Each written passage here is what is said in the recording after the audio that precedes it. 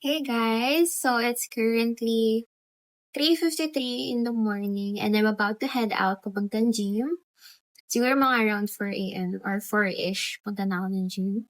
Cause I'm planning to hit some bags muna since wala akong training for about 1 month na.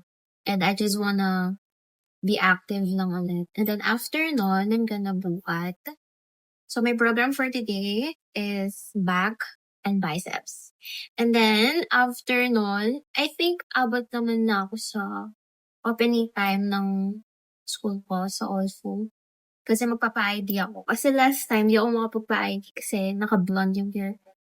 So, nakapagpa-black naman na ako. So, after nun, na lang ako ng school. Papa-ID. And then I think after nun, I'm gonna go home na din. But I think I won't be able to record sa school since it's so many tao to ngayon. Since it's enrollment na ng college and then pasukan na ng senior high and high school, I don't know. So siguro madaming tao to. And I don't wanna record sa public guys. And then sana walang tao sa gym. Pero I think may mga tao doon, like maybe around 3 lang gano'n. But nakakahiya kasi I'm gonna record using my iPad. But yeah. So, bye guys.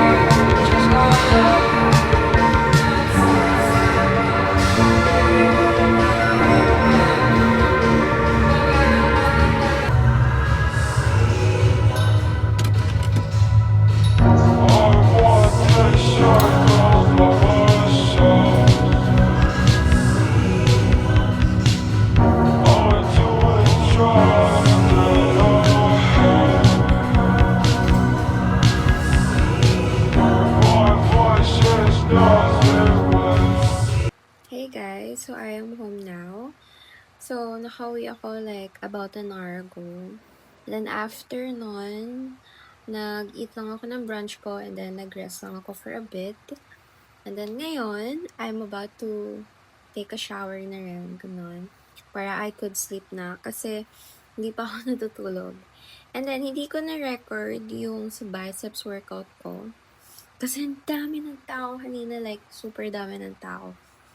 So, like, nag-aagawan na kami sa machine. So, it's gonna be a bit awkward kapag nag-record pa ako, diba? And then, after nun, dumiretso na ako sa school. Like, ewan ko, bigla akong nahihilo, tapos ang sakit ng ulo ko, ganun. Pero pinilit ko kasi pumunta ng school para makapagpa-ID. And then, ayun na, nakapagpa-ID na ako. And then, it took me like, parang Actually, parang 20 minutes lang 'yun or wala pang 20 minutes kasi nagpasa lang ako ng requirements and then, 'yun nagbayad din ako. And then, bumiyahe na ako. Kaya lang yung biyahe ko kasi it's like 40 minutes papunta and then pabalik dito about 30 minutes, gano'n. Kaya lang natagalan pa talaga ako. Kasi bumili pa ako ng secret, pero may binili kasi ako so natagalan ako do'n kasi hinihintay ko pa yung may-ari mag-open. Pero yun nga, then after nun umuwi na ako and nandito na ako ngayon. And then hinihintay ko yung mga parcels ko kasi parang nasa 12 yung dadating ng parcels ko, guys. And I'm really excited kasi excited talaga ako sa mga parcels ko. Kasi bumili din ako ng malaking whiteboard, like super laking whiteboard. Like, mas malaki pa dyan. Like, parang nasa 45 inches or 55 inches na. Parang TV na whiteboard. And then, bumili ako ng gaming chair ko. Pero ano siya dadating. So, hinihintay ko na lang. And then, matutulog na ako after na.